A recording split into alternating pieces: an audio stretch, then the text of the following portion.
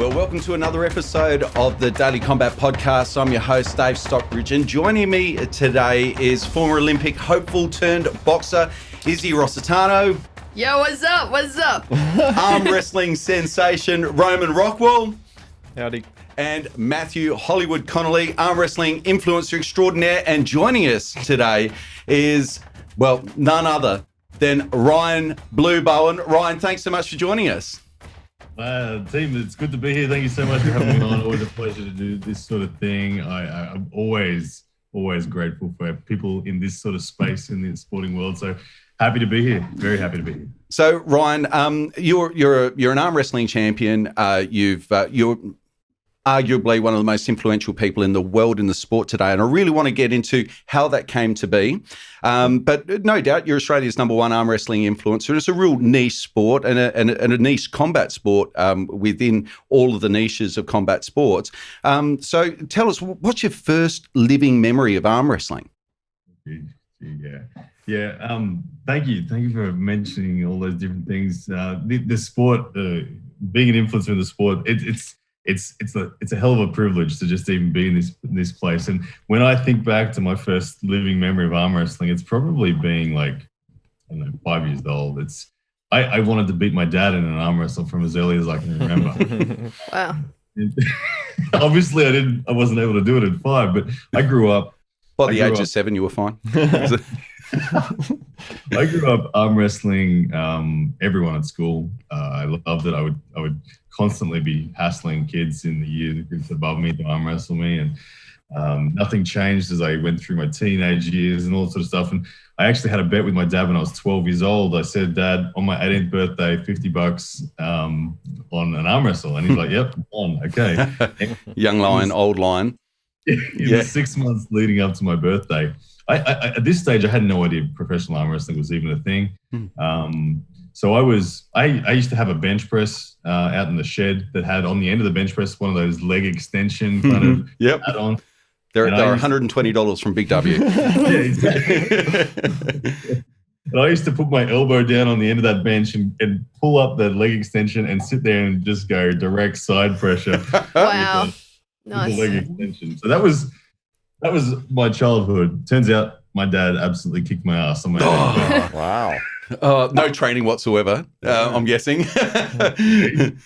He's got those thick hand and wrists on him. He's been a farmer all his life. He's just got that old man strength. Yeah. And so you said you didn't even realise it was a sport at that stage? No, I had no idea that there was any sort of professional side to arm wrestling at all. For me, at that point in time, it was just bragging rights in the schoolyard. When I became an adult, I went and joined the army, and it was the same thing there for me. I used to arm wrestle everyone in my platoon and battalion, and was the guy to beat, and comfortably held that rank. And this was all without knowing anything. And then, how did you develop a technique? Did you have a technique, or did you know what you were doing? Me arm wrestling from when I was a kid, because I would love to know. I'd love to look at it and go, "Oh my goodness, look how terrible I was back then." Yep. But obviously, I had some sort of genetic disposition towards arm wrestling, because I was essentially among my social networks in school and work, no one ever beat me, really. But sorry, I lie right there. There's somebody watching who's going, "Hang on, I'm not beating him." In 1984.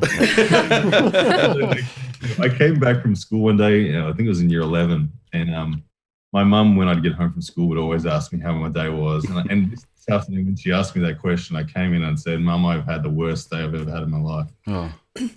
My mum's thinking something terrible's happened at school. You're being bullied, or something. I said, "What happened?" I said, "I dropped my first ever catch in cricket, and I lost my first ever arm wrestle."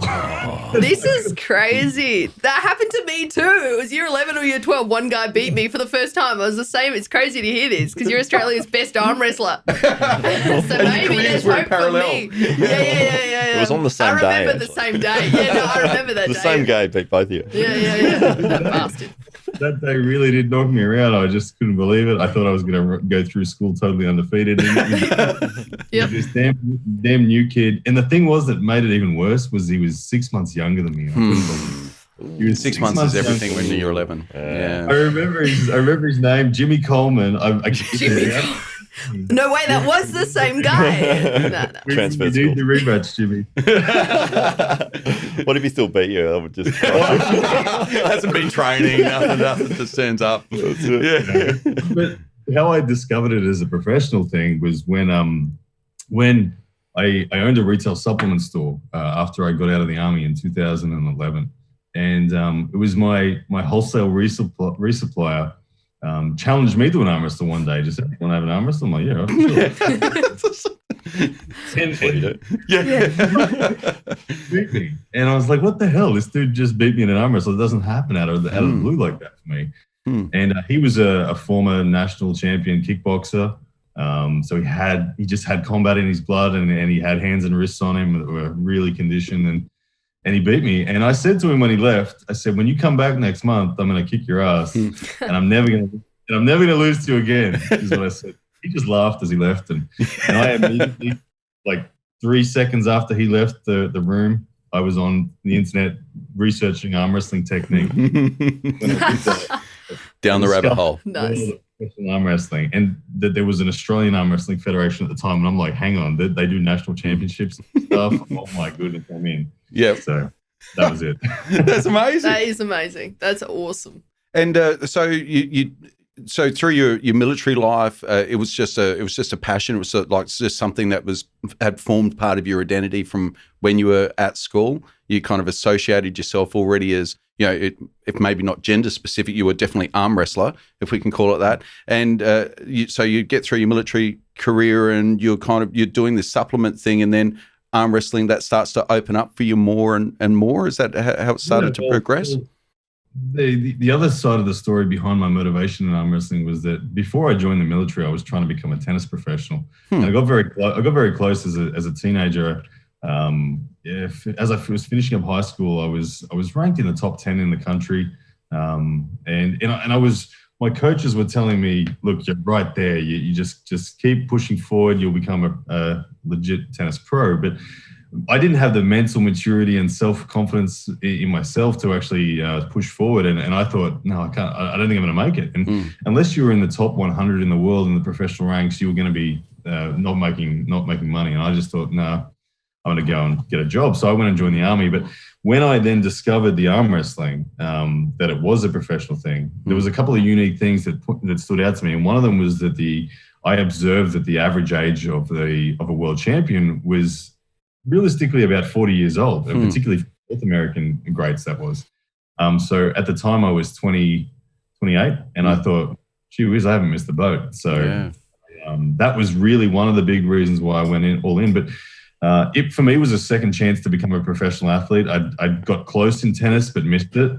And then I was like, okay, I'm going to do it in arm wrestling now.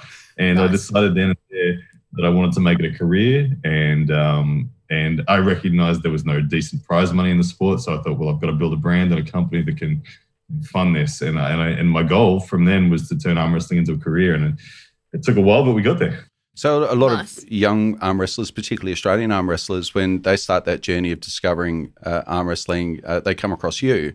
Who was it that you came across in those early years of discovering arm wrestling on YouTube? The very first day I researched arm wrestling, I remember thinking that Denis Saplenkov was the king of the world. And then it was about a week later that Dad messaged me and said, "Ryan, have you seen this guy, John Brzenk, yet?" He even beats Denis. So I'm like, what? Nobody beats Denis.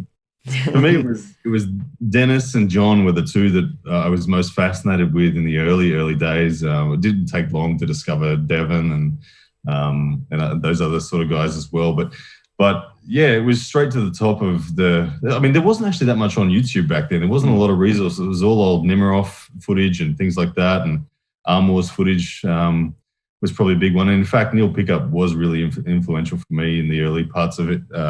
I straight away saw that Arm Wars and I perceived Arm Wars to be the place to go to become a professional arm wrestler. And so I reached out and messaged and got in contact with Neil Pickup and said, "Hey, this is me. This is what I want to do. I want to make this a career. How do I get on Arm Wars?" And Neil, having never spoken to me ever, said, oh, look, I need to know that you're a decent arm wrestler. I need to know that you bring character. I need to know that you bring excitement to the table. Send me your highlights reel and I'll consider it. And so the next 6 months, I traveled around Australia hunting people to put in a damn highlights reel. That's awesome. Nice. I got a pretty sick highlight reel at the time. And there was one guy one Australian had already been on arm wars at that stage, a gentleman named Rick Kamana from WA. And I was like, well, hell, if Rick can make it to arm wars, I'm hunting Rick. I'm going to go show Neil Pickup that I can crush Rick Kamana, and I'll get my ticket. And so I did that. I flew over to WA, and Rick Kamana, I think, knew I was hunting him. He I think he thought. He hid. And I went over there weighing like 83, 84 kilos. And I was just going to go in whatever weight category Rick was in. He was about 90 kilos. And we're signing up at the registration point, and I sign up for 95. And Rick says to me, just as he's about to sign up, he's like, I think I'm going to go and pull the heavies because I just want to make sure I've got a challenge today. And I'm just like, I look at him, and he signs up to the heavies. I'm like, all right, screw it. I cancelled my 95. I'm in the heavies now. And lo and behold, first round, Ryan Bowen, Rick Kamana. I'm like, there we go. It was perfect. Back his wrist back.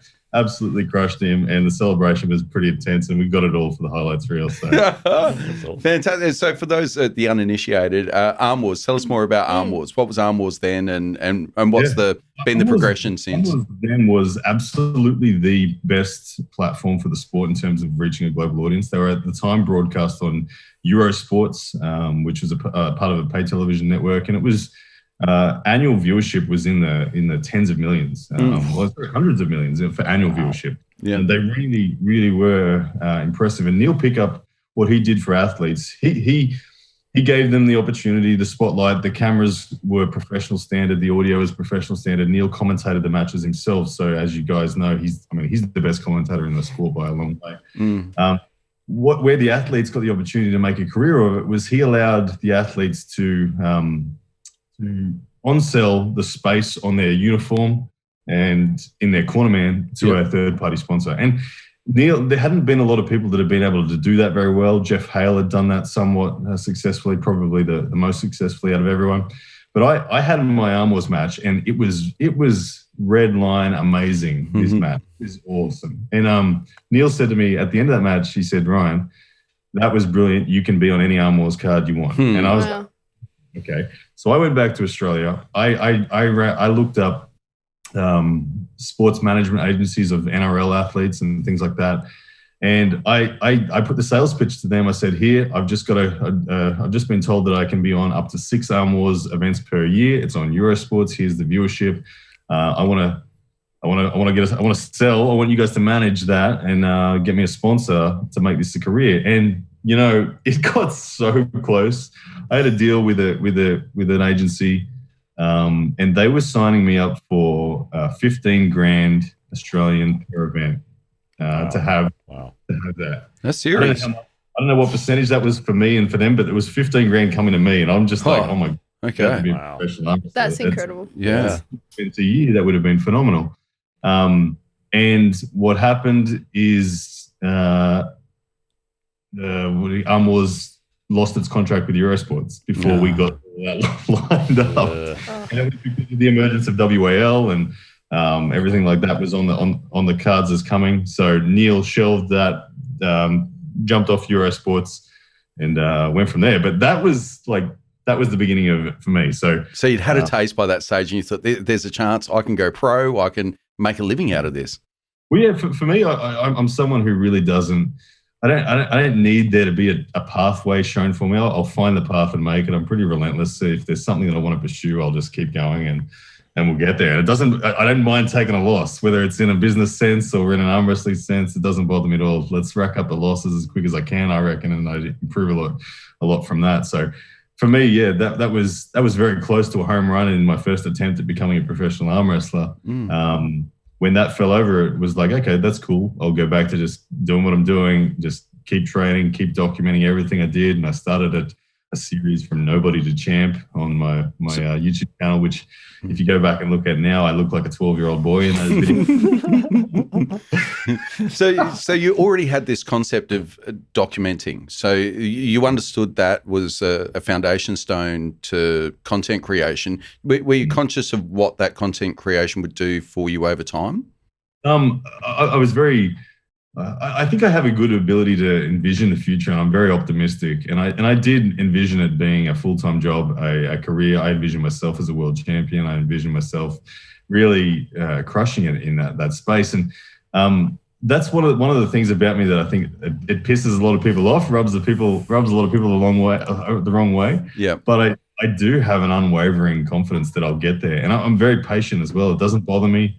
Like for me, I love doing this so much that I'm just not going to stop. And for the first 4.5 years, for instance, I made $34.50 in the first 4.5 years on YouTube.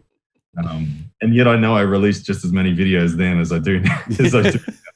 And that for me is like a good example and the proof of how I was never going to stop. I used to do it during my recreation time.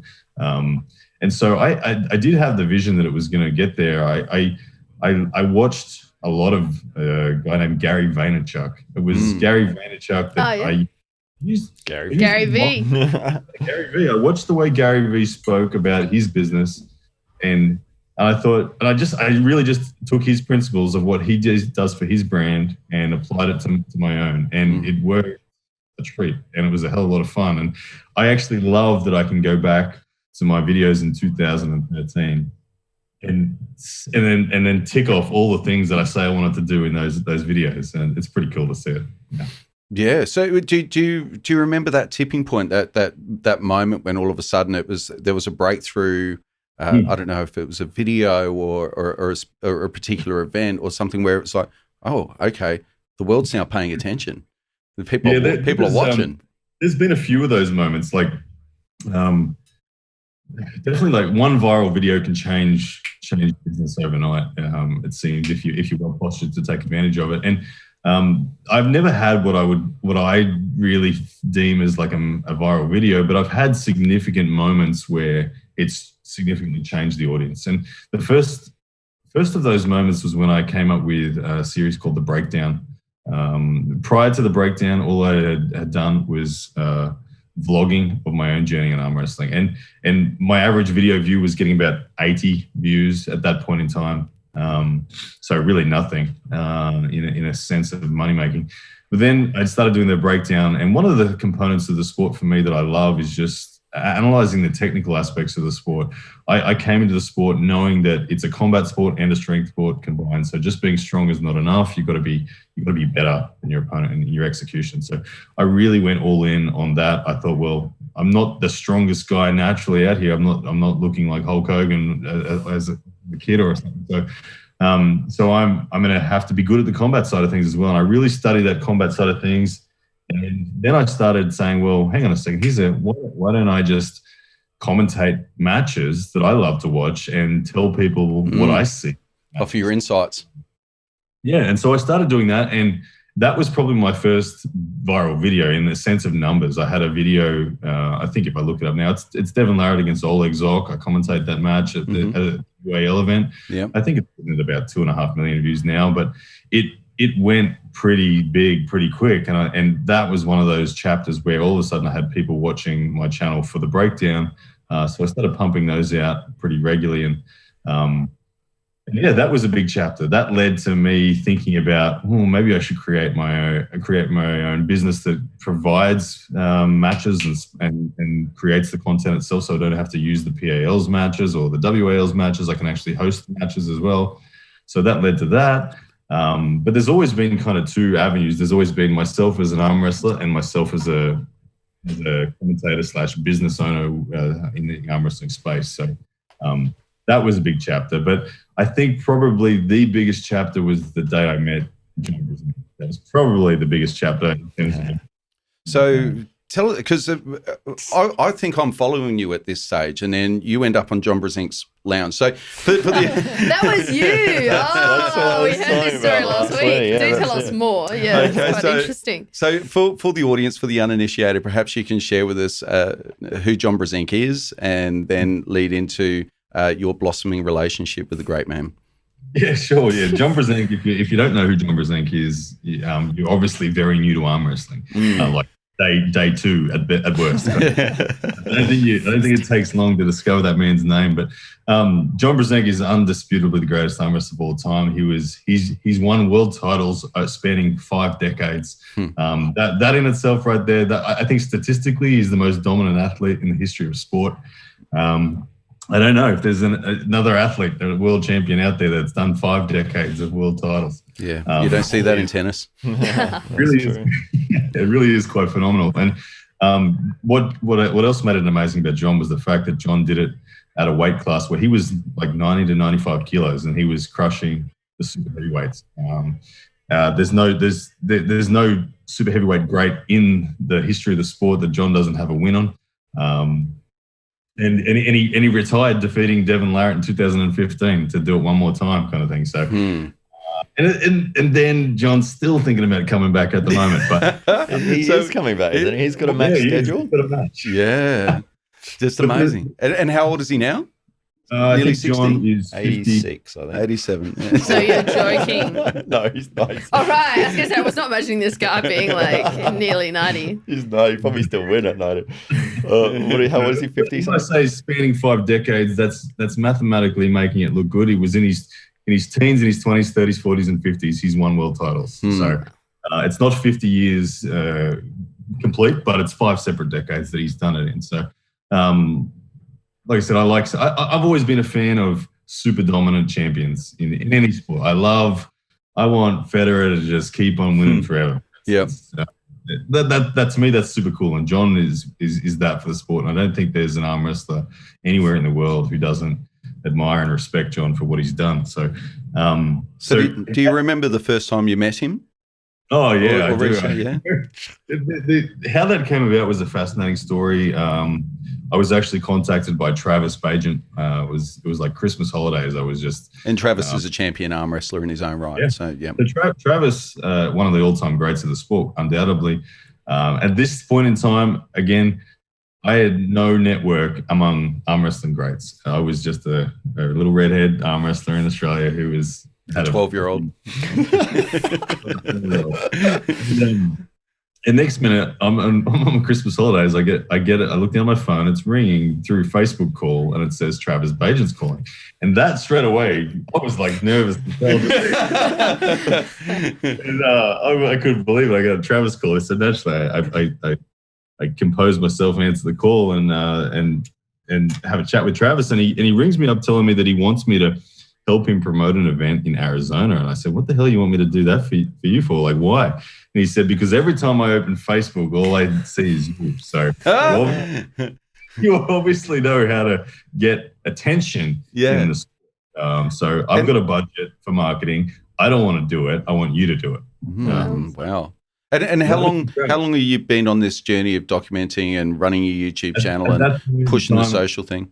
At that point in time, I was about 4.5 years into it. So wow. So you definitely persisted, because there's a lot of people that do that for 6 months and then nothing really comes of it, and then that's enough for them. They kind of give up on their dreams. But so are you doing this full time for 4 years before you start getting this level of attention? I'm operating a sports supplement store. Yeah, working because arm wrestling's definitely not paying the bills. But this is all happening in my recreational time. I don't go to the pub. I don't go to the movies. I don't watch the footy on the weekend. This is everything I do. And late at night, I'd be making content and whatnot. So it was just fun. It was legitimately that fun. And so when Travis called me and asked me to do that, he said, and I'll fly you to Arizona and get your accommodation. And I'm like, okay, yeah, done. Deal. Yeah, hell yeah. I'm there. Free trip. And then, so 2 weeks goes by and Travis reaches out to me again and says, hey man, we're about 2 weeks out from my flight over there. So we fast forward to June now.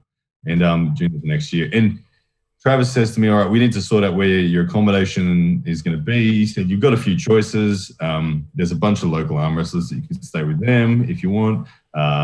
If you want, you can stay at the casino where the tournament's going to be.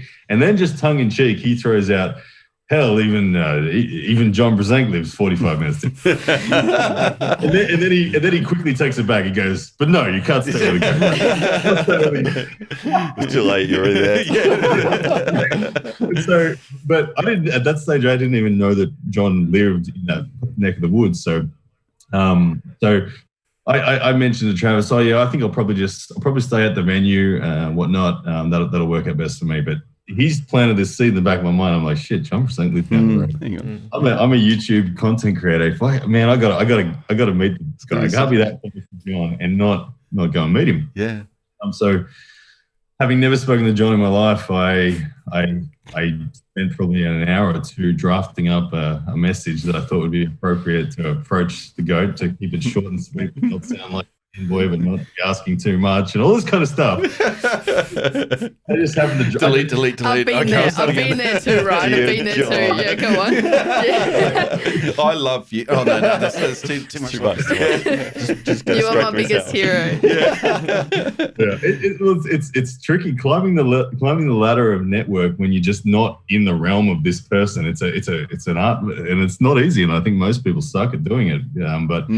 But I thought to myself, oh well, all right. Look, it was very polite. I introduced myself. I told John why I was going to be there, i.e. to help Travis in the event, and I just happened to mention I'm not sure where I'm staying yet. And John, was it? like straight away saying, "Oh man, you're more than welcome to stay here with myself and Renee." And I'm just like, I wasn't even aiming for that. I was aiming and working for just an opportunity to meet John once. He says, unbelievable. Stay at my house for the week that you're here. So insane. So anyway, so I do remember the first time I met John. I flew into Phoenix Airport, and John works at the airport. And I'm thinking, oh my goodness, I'm trying so hard not to be a fanboy. Every part of me is just nervous and excited. I'm just like, he's a normal human, just treat him normal. I've been there, right? Go on. But meeting him, I probably was only nervous for 10 seconds on meeting him, because he's such a hospitable and nice guy. Literally, he picked me up. We're driving in his nice Audi convertible in this Arizona sun. The music's on, driving around, looking home. We get home. He hands me a beer. We go sit in the pool, and for 7 hours straight, we drank beer, and I listened to arm wrestling stories from John Brzenk. Oh man! Wow. So you were in heaven. You got off the plane. Absolutely. It was phenomenal. I couldn't believe that was where I was. It was pinch yourself stuff. It was really amazing. But that was how we met. And there's more to the story on how John impacted the channel, because as I was saying, I was there for Travis's event. I went to the event, and as I was getting to know John over the week that I had there, I was slowly working up and thinking, I just listened to John, observing John. He's very much retired from the sport, very much not involved in anything media for the sport. And I was thinking, how do I ask John, without overstepping my stay, to just if he'd be interested in an interview. Anyway, eventually I asked him if he'd be up for the interview, and he said, "No, to be honest, I've had so many interviews for the sport. To be honest, the questions are always pretty much the same, and I've honestly just got nothing new to say to the sport." Were you a little bit crushed at this point? You worked up the courage. It was still just amazing. I'm thinking, it's amazing just to have been here and met John and had these opportunities. And so what happened was we did the tournament with Travis, and it was the last day before I was due to go home. And I was sitting on the couch out in the back area of John's place by the pool.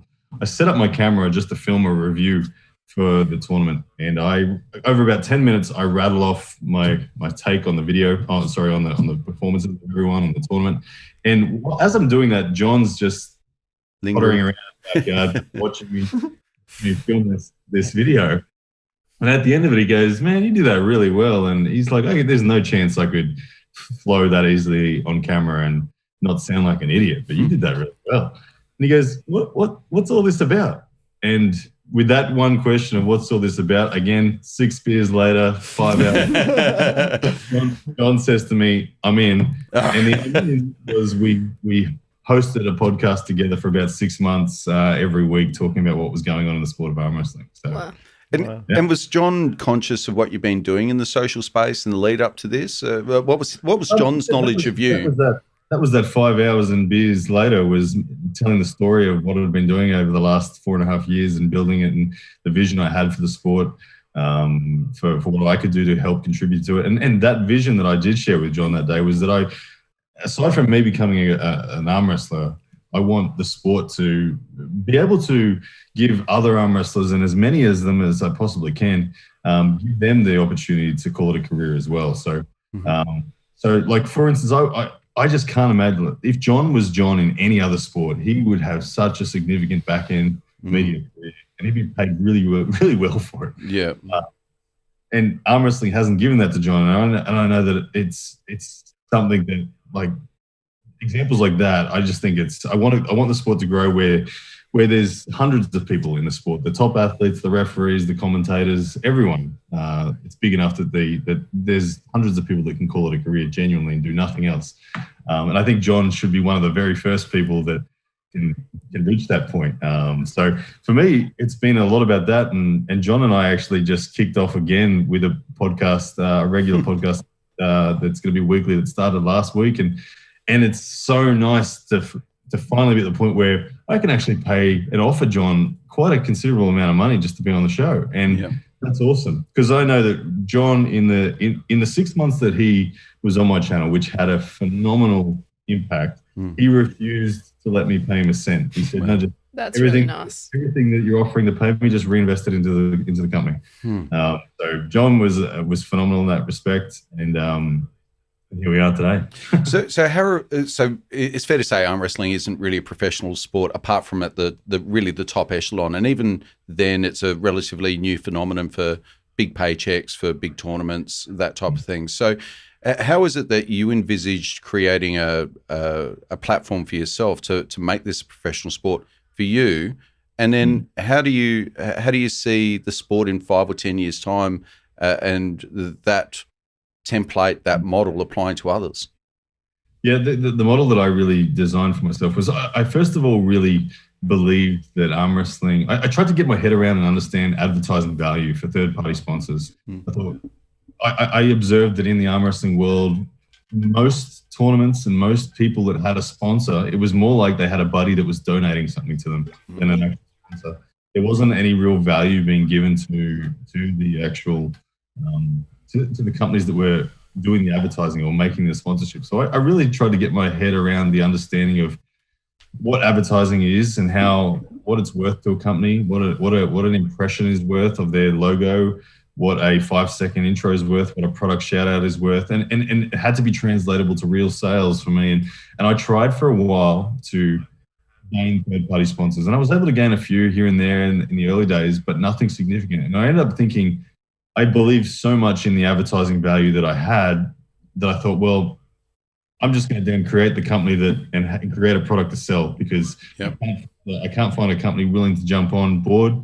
So I'm going to create a product. And that was when I launched Pound for Pound Arm Wrestling and started the ball of merchandise. And I started with T-shirts and things like that. And now we're into equipment and straps and everything, in coaching and seminars. So it's expanding. So for me, it was all about creating an opportunity to just build a genuine business and go from there. So that was how I initially got the ball rolling financially for myself. And I always knew that the YouTube earnings directly were going to be the slow build that would someday probably trump everything else for me personally. And it's getting to that point right now where my YouTube earnings are better than my retail earnings, which which I didn't. That's surprising that it's got to that point, but it is now. So people really should be buying more stuff, is what you're saying.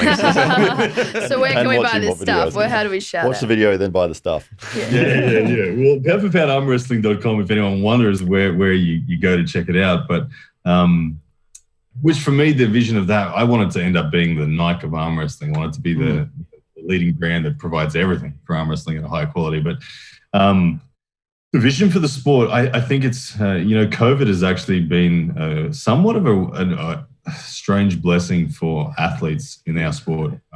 Prior to COVID, the model really was be in a big league, either WAL or PAL, and get a paycheck from them. And very few arm wrestlers were taking the time to invest in their own brand and their own story in a social media space. There was people like Devin was already doing it and doing it very well.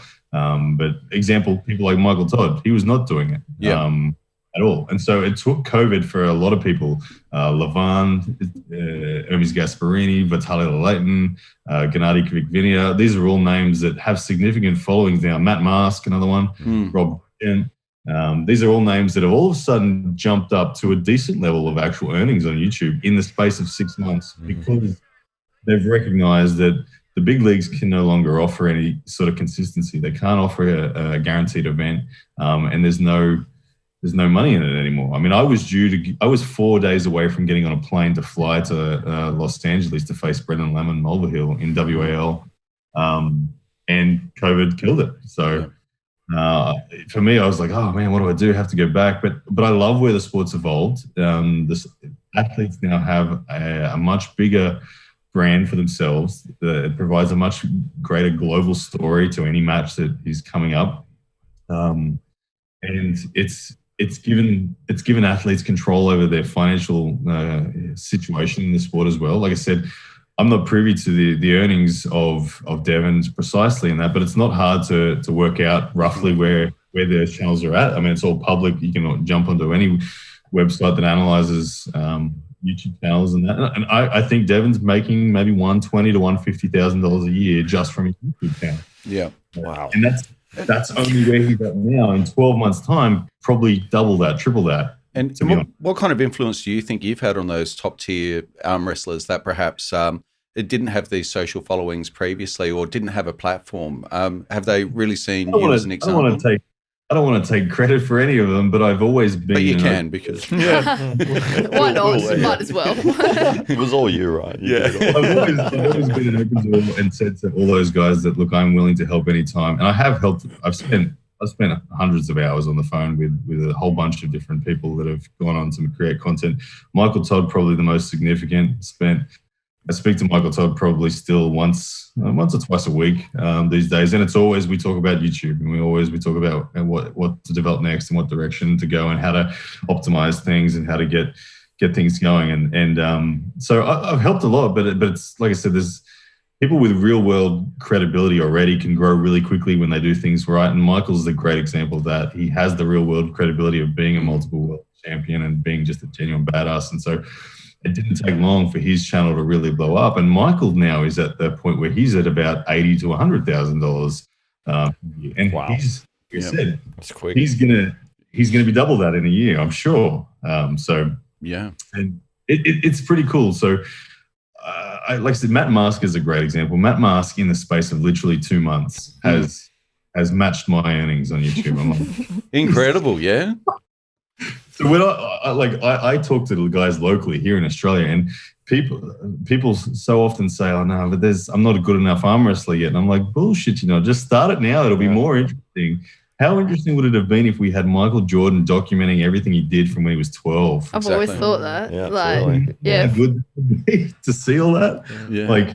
So start if you have the dream of being a professional arm wrestler, no matter where you're at, start documenting it. Yes, no one watched me for the first 4.5 years. Like literally no one did. And I still talk to him, still talk to that camera like I was talking to millions of people. And if you make it, it becomes super fascinating to be a blueprint to look back at. So one of my goals was always to be that blueprint for both the business side and the athlete side. So I feel like that's going well. And it's fun. Yeah. Well, it might have had the biggest impact on arm wrestling, full stop, is your impact on how other arm wrestlers have grown their profile on social media, because I think there'd be a lot of people out there that would have no awareness of Matt Mask, for instance, if it wasn't for the YouTube channel's popularity over recent months, for instance. So if it wasn't for you spreading the word. There was a real season where there was a lot of pushback. Like when I got my WAL call up, for instance, this is pre-COVID. You're like the Jake Paul of arm wrestling. That's what you are. When I got the WAL, so many people were pissed off at me that I got the call. And there was Neil Pickup will tell me he was getting bombarded with messages about all the people that could beat me in an arm wrestle. Not about that. That deserved it more than I did. And look, the reality is that there might have been hundreds of people that could beat me in an arm wrestling, that on an arm wrestling table sense may have deserved more than me. They had more runs on the board and whatnot. But what Neil saw in me, and Neil is the primary selector for all WAL matches, is that he knew me from Arm Wars. He knew how driven I was to get into Arm Wars. He knew the performance I did. He knew the way I spoke on the microphone after my match at Arm Wars. And he now saw that I was at the level good enough to be able to compete. And he saw that after I beat Evan Burgoyne in the bottom 8. And that was like, okay, Ryan's at a level now, good enough for the WL. And he said, you were one of the first people I want, because I know you understand the value of branding and that. And so the pushback that I got from a lot of North American mid-tier pullers, I say mid-tier pros, it took them a long time to be willing to stomach the fact that I brought something to the table that they weren't offering as well, in the form of branding and social media, and that I could command more attention for a match. I could make more fans interested than they could. And I'm really happy that a lot of those people that used to be very critical of me now are creating YouTube channels and doing following the example. Well, it just goes back to what we were saying 2 weeks ago, that characters and creating storyline is so important. You can have the people that are the world champions and they have their path to victory in terms of building an audience because of their skill level. But you've also got that character that has to be there, that if you can create both, if you have the skill level and you've got somebody that's interesting to watch and you can put a match on where it's like, I really want to see this guy because he's got this or that, or he's crazy or whatever, like Matt Mask, he gets furious before his matches. And it's like, oh, you got to see this guy. He's insane, bringing that and then bringing a level of skill when that's combined, that just, it attracts people to the sport. And so when Neil Pickup sees someone like Ryan Bowen, who's putting videos out every day and he's got this following and he's passionate about the sport and he's skilled, bring that guy on. I want to see that guy because people want to see him. Yeah. Whereas you got somebody, as you were saying, that might be a better arm wrestler or be able to beat Ryan, but it's like no one knows who this person is. They need to have built themselves into a character to be able to get that opportunity. So that's where the sport is at this point. And I'm guessing there would have been as many people that wanted to see you lose. That might be a confrontation. I think I might have wrapped up the world's most hated arm wrestler. There's a YouTube channel in that somewhere. So it used to be Michael Todd, but I think I've gone past him. It's still Michael Todd. That evolution of the North American arm wrestlers when I came to the WAL, being at first disgruntled and then understanding it, and then starting to support the concept. I think we're now seeing that in an Eastern European sense as well. I see let's be honest, Eastern Europe has a hell of a lot of killers in an arm wrestling sense. They're probably more over there than there is in the rest of the world. But very few Eastern European pullers have a brand that is recognized globally. They have a brand in their own neck of the woods for sure. But no one, like when I watched that East vs West, I had to start digging and doing really big research to try to get an understanding of who these guys were. I saw countless pre-match interviews and pre-match content come out on the internet, all of the Western pullers, and I saw nothing from any of the Eastern side. But I think that the Eastern side of the arm wrestling world is going to be slowly adjusting, and I think they will. Where, like I said, we've got Levan doing content, we've got Hermes doing content, we've got Marty doing content really well now, and they're going to see greater opportunities in the sport because of it. So my hope is that the Eastern arm wrestling side of things will eventually catch on and pick up and start to utilize this as well, because they're currently missing the opportunity for the world. Yeah. So, like, Ryan, you've been really successful in terms of building the business and more so like building the views, as you've just said. Like, it's really interesting to hear that perspective and how you actually had to build, because I've been in a number of sports that have no platform. But you saw it as an opportunity to, I'm going to build the platform, I'm going to build the money and the income so that I can do this full-time and earn a full-time wage, which is awesome. And I'm sure every athlete who's in the same boat would be very inspired by you. Did you study any business, or was that from your working in a supplement store? How did you teach yourself how to build that? No, I have no formal degree or anything like that. I suck at studying. I really hate it. In school at doing my homework, I just hated it. I just don't want to do it. That said, I'm fascinated by business. I'm fascinated by entrepreneurial pursuits. I love nothing more than not working for someone. Yep. So it was that self-drive to study. When I say study, or when you ask me study, I can certainly say I studied the hell out of Gary Vaynerchuk. I studied. He was just the guy that happened to pop up on my internet feed that I thought, this guy is doing it right in terms of. And so that was really where I studied to become knowledgeable around the business. But for me, the key things that I learned from Gary was just with speed and execution and patience. When I say speed and execution, or self-awareness to know what you like, which was easy for me. Then it was being just create content, throw it up against the wall. If it sticks, fantastic. If it slides off, then just move on to the next one. Never be hesitant. I use the same motivation for me in the content creation as I did in the arm wrestling, which was I used to say to myself, there might be 1,000 losses on the arm wrestling table between me being a novice and me being the world champion. And so I say, I'm going to rack up those losses as quick as I can because I want to get to that number, whatever that number is. That's so awesome. Then I say the same thing in the content sense. I say, as a YouTube creator, there might be 118 awkward as hell videos that I'm embarrassed by before I get to the point where it's a full-time career. So instead of cringing and running away and hiding and turning off my YouTube channel when I put out that video that gets hammered by the community and people laugh at me, I tick it off as a success. I go, sweet, we are one awkward video closer to being full-time. That's fantastic. That's such a good outlook. I love it. I'm going to take it and use it. So for aspiring athletes or anybody that's looking to establish a social presence, what is the strategy? Do you have pillars? What are you working towards here? Because this consistency is obviously one of the keys, but you've got a very determined strategy here. Yeah, so I do have a general sort of concept that I use, and it all does start from self-awareness, being what it is that you enjoy. And once you identify what you enjoy, arm wrestling, I would document every single thing you do as the first thing.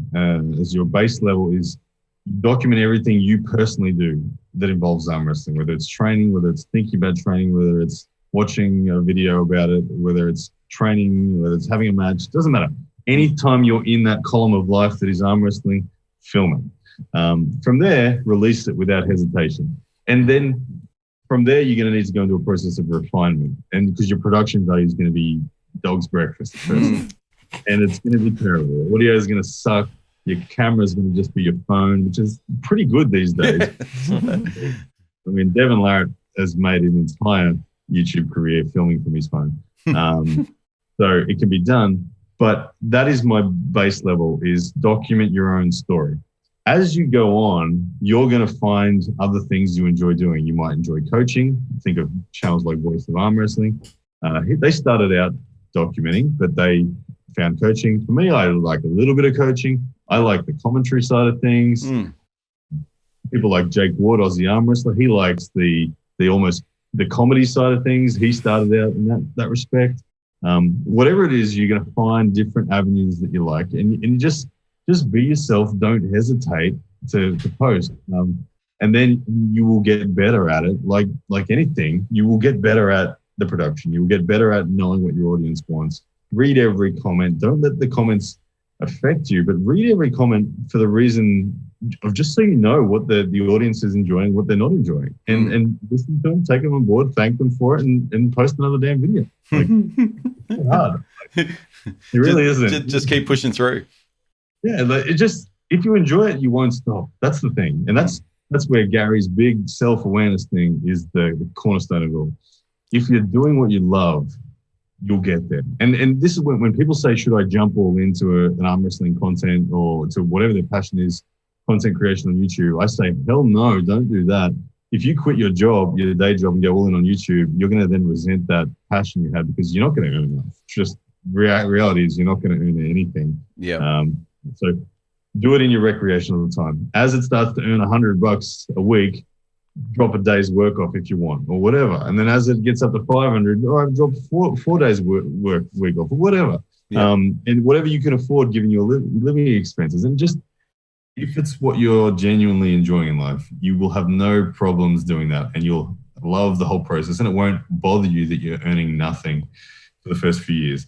If we could all, if everyone was out there that's considering a career like this was told, look, it's going to be 6.5 years before you are making a full-time career, but you will have it at 6.5 years. If you knew that definitely, you would do it without a doubt, because at the end of the day, it's what you enjoy. So, well, it's the same as like a university degree or something like that. You know, people are studying for 6 years without being paid, and it's like, well, there's a job at the end where you're supposed to get, you know, as soon as you graduate and you go and start earning money. If you look at it that way, and it's like, okay, well, it's going to be 4 years, 6 years, 10 years until I get to the point. But if, as long as you're enjoying it and this is the thing you really love doing, then you will get to that point, and it doesn't matter that you didn't earn money all the way up. It's like, I didn't do it for those years because I was trying to earn money from it. It's like, I did it because I loved it. I loved doing it. I loved training. I loved going, you know, to the sessions and filming it and talking about it and getting other people involved in it.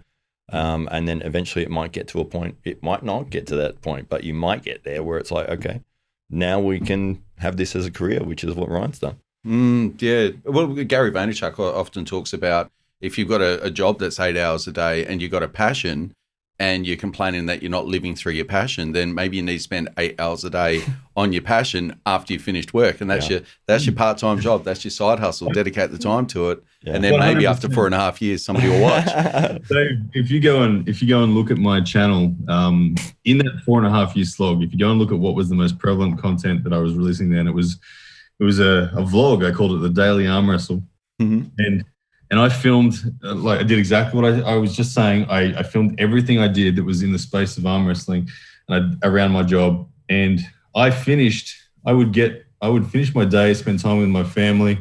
They'd all go to bed, and then I'd start editing for the videos. And I would go to bed usually around 2 o'clock, 3 o'clock, because that was when I finished editing and posted and engaged with the content. And then I'd sleep for 4 hours and get up and do the day again. Yeah. And I loved doing that. I did love doing it. It was so much fun. Honestly, it was. And I made nothing. Yeah. And so is arm wrestling now the full-time gig? This is what your full-time 100% arm wrestling content creation? That's fantastic. So good. Do you think you're the first to get there? I think that I was maybe the first. Maybe. I think there's a few now, but I'm not sure. I think I might have been the first. But Devin is now. Raymond Lopens is from Voice of Arm Wrestling. He is now. I am now. Arm Wrestling TV. Alex Beziatkov definitely is. Yeah, he's making $1 million a year doing what he's doing. That's insane. That's crazy. Don't quote me, but he would be around that level. Yeah. Schoolboy. And there might be a couple others, but yeah, there's not too many at the moment. Maybe 4 or 5 of us at the moment. Have you thought about getting a baby-faced brother that looks weak and putting him on a I did experiment with a series called "Can You Beat This Skinny Guy?" where I was like Jordan Davis. That's the one. Yeah, that was great. Jordan and Lachlan are a great example of when Jordan and Lachlan turn on their YouTube channels properly, and they both will at some point in time. I think it's inevitable they will, because they're both badass arm wrestlers, genuinely elite.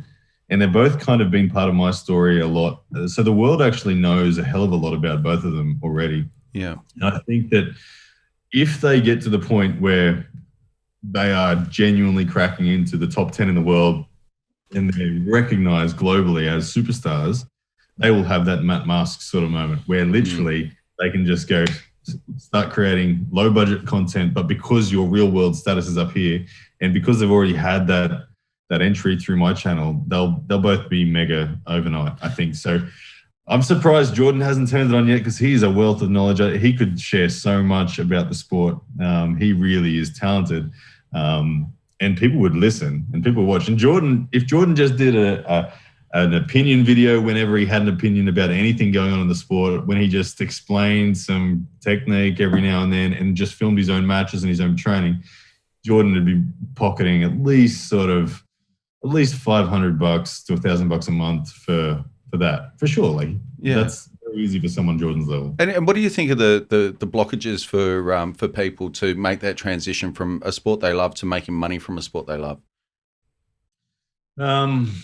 The hurdles that you'll face, that I faced, the biggest one is your own self-doubt. I think self-doubt is a huge block. Like I said, when you first start out, no one's watching, and the people that are mostly laughing. And is that magnified by social media? Yeah, big time. The internet's a weird place. It really is a weird place. And you'll get criticized hard. Your buddies will be the first ones to laugh at you. And your local arm wrestling cohort will tell you that it's embarrassing that you're creating this content, and everyone will just think you're an idiot. That's just what will happen. That's what I experienced. I really did. Yeah. And I got that on a local level, then on a state level, then on a national level. Now I'm in the thick of it of an international level. Yeah. But the next chapter is the internationals accepted me, and I'm just up here now. So what I've seen the exact same community reactions on the micro level all the way up to where I'm at now, and it's exactly the same the whole way. It's just a bigger bunch of people doing it. And do you think that you fast tracked your way to that top level because of your social presence as much as anything? Oh, without a doubt, arm wrestling, my social presence has it's given me a ladder to actually climb in an arm wrestling sense outside of traditional methods. I didn't have to. Everyone else is trying to get a call up to WAL. Everyone else is trying to go through the PAL. Everyone's trying to use the reputation of their local tournament as something, which, let's be honest, they're still real things, but you can't always rely on those. You don't get the opportunities. It doesn't line up. Where for me, I can say like my last super match that happened, the Chance Shaw, for instance, I flew to Florida. I said to Chance, I will put $500 on the table. You don't have to put anything on the table. Winner of the match takes the $500. And I create my own opportunities because the YouTube channel is going to pay for it. It's fine. Yeah. Yes. It's amazing. It's all content. I've got my ladder. Like, trust me, if we didn't have this damn 2-week quarantine on return thing in Australia right now, next week I'd be in Bulgaria or something like that. So that's the aspiration: take the show on the road, go international as soon as you can. Yeah, I need to take Lachlan Adair overseas and get him to fight someone. I don't know. So for those that don't know, share a little bit about Lachlan Adair. Oh, man, Lachlan Adair, I think he's genuinely the number one in the country, and by a considerable margin. He is phenomenally strong. He came from the background of powerlifting. He got interested in the sport to a proper degree probably about 2 years ago. And when he did that, he enlisted Giannis Amelins to coach him, to guide his every single set and rep throughout the week. And Giannis is a world champion. Multiple world champion, legend of the sport as a lightweight, one of the best of all time. And Giannis directed all that. Now, Giannis reported back to us through Lachlan and everyone, Lachlan, you are really, really, really strong. And like, to the effect that Lachlan's numbers in the gym are 20% better than anyone's in Latvia's. They're doing the same lifts. Lachlan is stronger than everyone in Latvia by a friggin' country mile. Wow. His numbers, and this is where the delusional Ryan Bowen series, I'm about to add another one, but Lachlan's numbers are Saplenkov level. They just, like, in his arm wrestling specific numbers, he's Saplenkov level, he's Levan level. He's as strong as those guys are in the gym. We can't deny that. But then the question is, where's he on the table? And that's just annoying that COVID hasn't given us the opportunities. And he's really improved on the table. 6 months ago, I could still get through a door and give him problems. And that wasn't because of a lack of strength. It was a lack of efficiency on the table. In the last 6 months, he's improved that to a degree where he's now realizing his strength and he's able to control to a degree where I literally can't do a thing to him. I can't feel the limit of him. I just can't. And I know I'm a pretty damn good arm wrestler. I think I genuinely am number 2 in the country. He is number 1 is just out of my reach. I cannot feel it at all. Wow. So I'm so excited to see. I think whoever he pulls next internationally the world is going to be stunned. It won't matter who he pulls. He could pull anyone.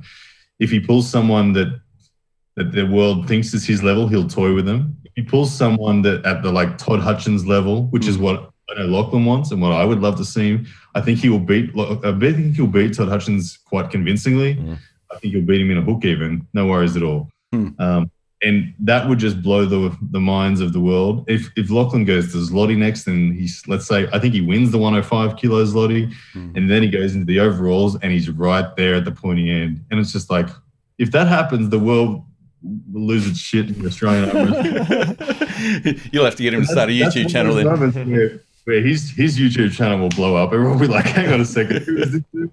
It was frustrating with COVID kind of ruined Lachlan's moment in a little bit of a way a few months ago that he was supposed to go against the the former number 1 now with Milkman, Ryan Scott. So Ryan Bowen had flown over to Perth. They were going to have this match. It was going to be between Lachlan and the Milkman. And Lachlan got there, he was there, and then they released like a shutdown thing, and they said you have to come back, you can't stay. And so Ryan thankfully went against Ryan. It was Ryan versus Ryan match, and Ryan Bowen convincingly won. And then for you to say now that you can't feel do anything to Lachlan at all, it just really elevates that level that he's on. And that's the thing about the international perception is none of that changed anything for the internationals. They don't care that I beat Ryan Scott. They don't care that Lachlan could beat me. They're just like, yeah, you're still Aussie. Nothing changed there. The reality of it is for me is that whenever I speak to Americans and I say, all right, here's my logic. Try to pick this apart, and I bet you can't. My logic on Lachlan is, okay, my last 5 super matches, I beat Chance Shaw, I beat Dan Mosier, I beat Dallas Langston, I beat Alan Guerra, and I beat Evan De Bruyne. So you didn't lose? I beat those guys. And everyone's like, okay, yeah, you beat those guys. Okay. Then I say, okay, I can't do a fucking thing to Lachlan. Can you tell me the name of someone in North America that can treat these 5 guys like Lachlan treats me? They all go, It's hard to find a name. Like you have to go to the Dave Chafee level. You have to go to the Devin Larratt level to be able to find someone. You do. Marcio can't do to those 5 guys what Lachlan can do to me. Wow. And when you look at it that way, you go, he's in rare air. Yeah, that's honestly, I think when he finally gets the chance to compete, Sure. we're going to see him at the level where he would be beyond the Marcios, beyond the Matt Masks. I think he's genuinely going to knock his way into that top 8 in the world. Wow.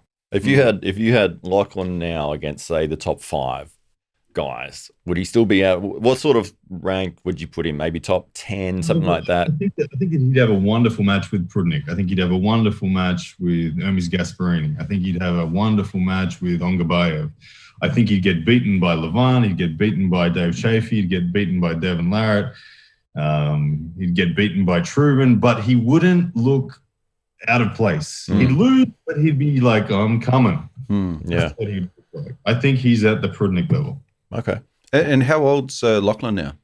I think Lachlan's 33. Still growing. Still growing. He's only been in the sport for a few years, and it's crazy to see the progression that, you look back at some of his older matches and it's like, there were some losses and it's like, okay, but then the progression now. Hey? You guys are South Australian, and so you're obviously big fans and you're all aware of Gunther Bykovs and his caliber. Yeah. One thing that shows you Lachlan Adair's genetic potential in this sport was Lachlan Adair had been arm wrestling for 3 months. Lachlan Adair entered the Australian National Championships. At this point in time, Gunter's Bykov had never been defeated by anyone in Australia.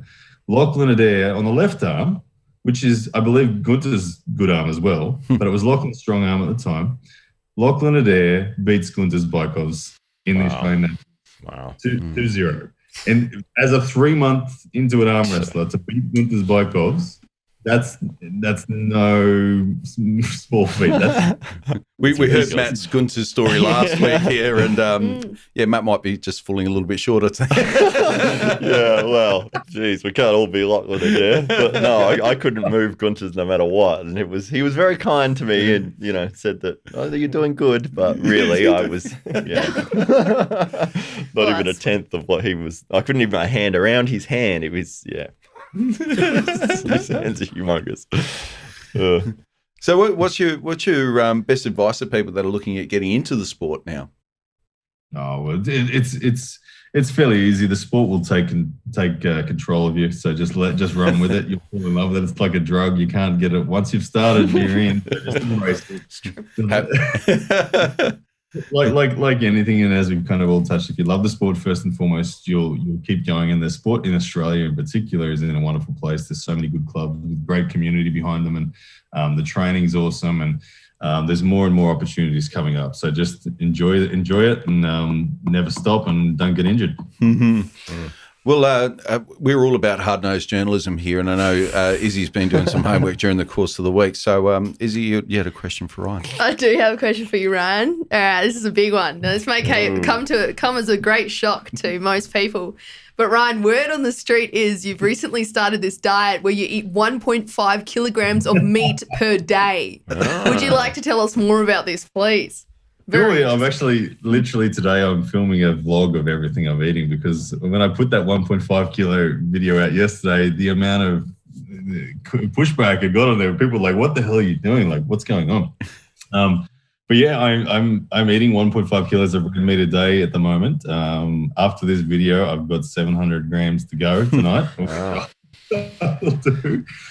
But this was something for me that it didn't come from me. It came from an expert way beyond my level. And I was fortunate enough that I had this guy reach out to me and say, "Ryan, I would like to help you in a whole number of regards."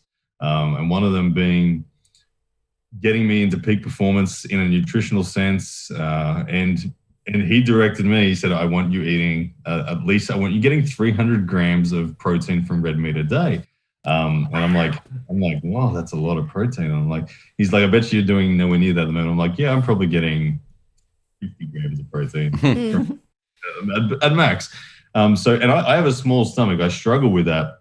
So a lot of people, I'm not just doing just meat, and there's definitely heaps of carbohydrates in there as well. So, but my priority is to get the meat first. So because I've got a small stomach and I've got to adjust this huge volume, I'm leading with getting the meat in first, and then if I manage to get it in, I'll reward myself with some carbohydrates. I'm eating, it's along the lines of the vertical diet, so eating a lot of white rice as well. My wife has cooked me today 2 kilos of rice pudding, which is wow, 2 kilos. 2 kilos.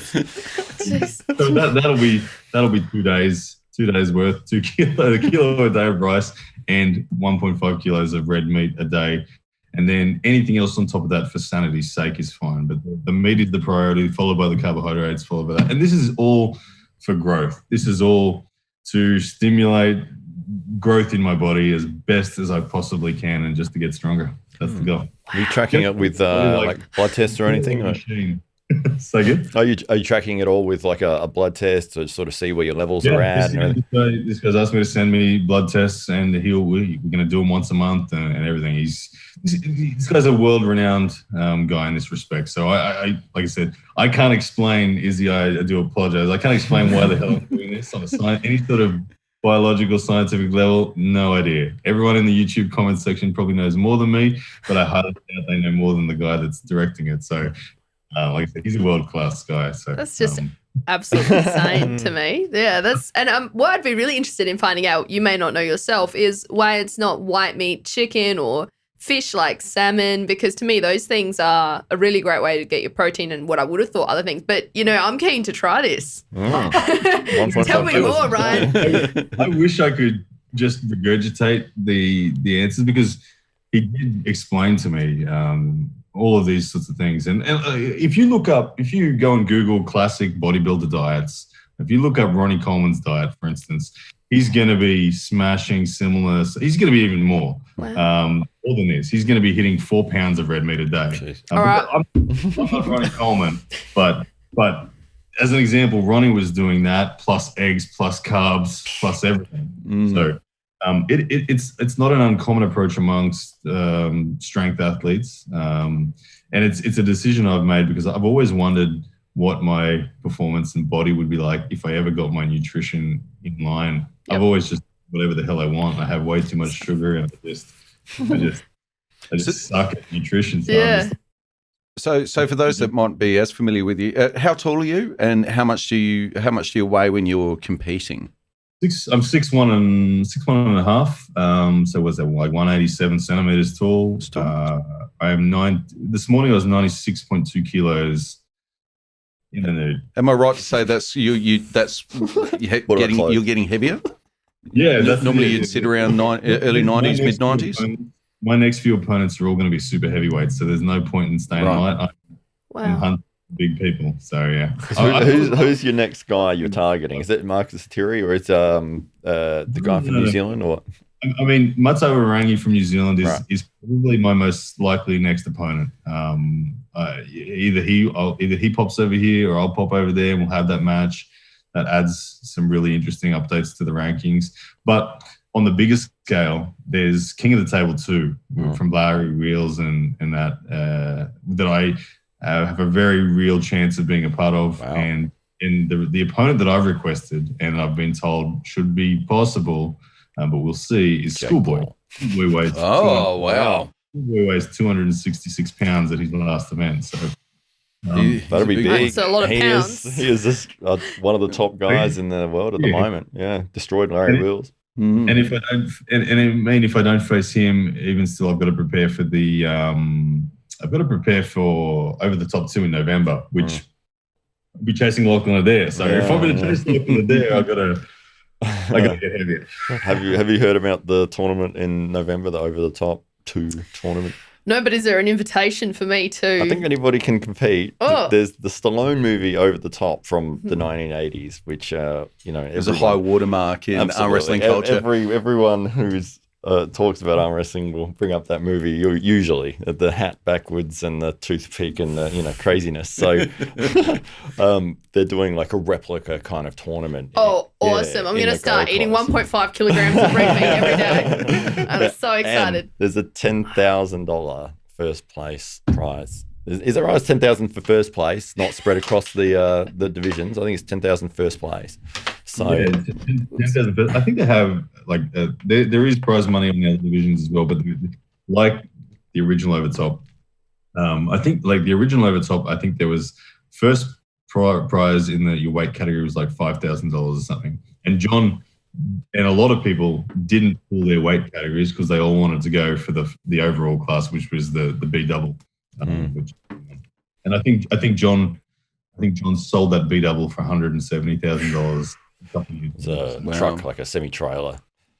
Wow. And what do you think about the sport, kind of looking back retrospectively at the movie and that being the main event? How does that sit with you? Yeah, I mean, I love the movie Over the Top. I'd seen it as a kid and enjoyed it. Thought it was awesome.